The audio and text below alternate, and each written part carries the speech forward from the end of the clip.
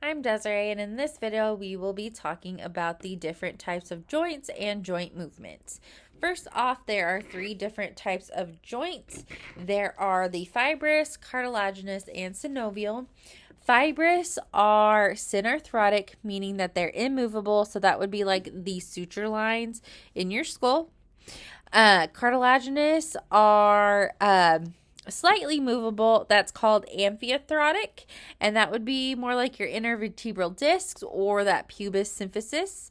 And then what most of our joints are the synovial joints, and these ones are freely movable. The example I drew was a hinge joint, and it would be your elbow, where your humerus, ulna, and radius connect, and hinge joint, you just kind of open it like a door. Types of movements that we can do. We have flexion, which would just be bending parts at the joint so that the angle between them decreases, and then the parts would come together. So a good example of that would just be like bending your hand down. We have extension, would be moving the parts of a joint so that the angle between them increases, so that the parts of the body move farther apart.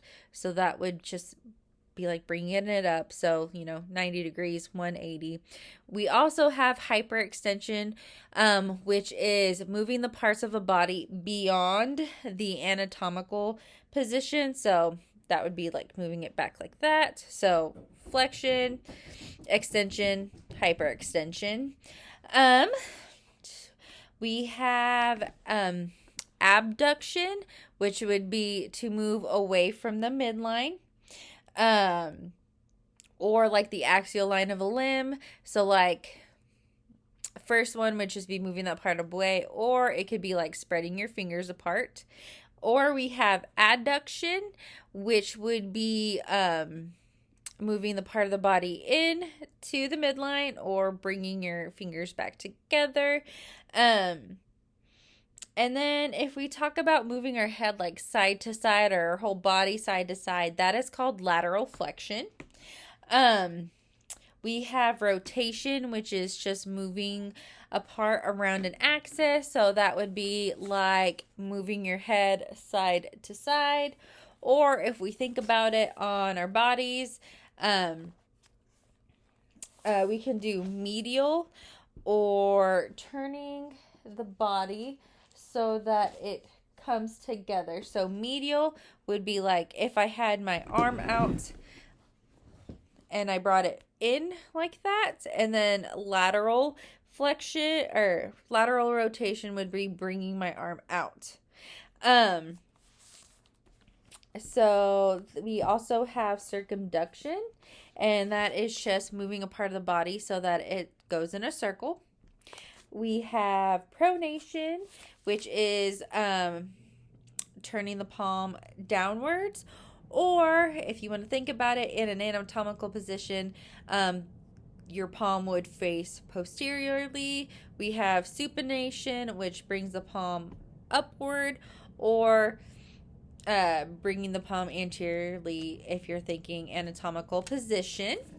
We also have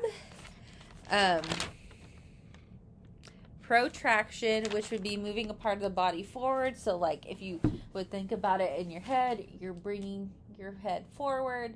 And then we have retraction, which would be bringing your head back to the body. We also have elevation, and then we have depression. And then we have special words for our feet. So we have dorsal flexion, which is bringing your foot up to the shin. And then we have plantar flexion, which would be moving the foot further away from the shin. So like pointing your toes. We also have inversion, which is just moving your foot so that the plantar surface is medial. Or we have eversion, which means moving your foot so that plantar surface is facing laterally. fun fact about me, I didn't have bones separate right in my body, so I can't really do those last two movements with my left foot. And then this one, especially plantar flexion, is really limited. Thank you.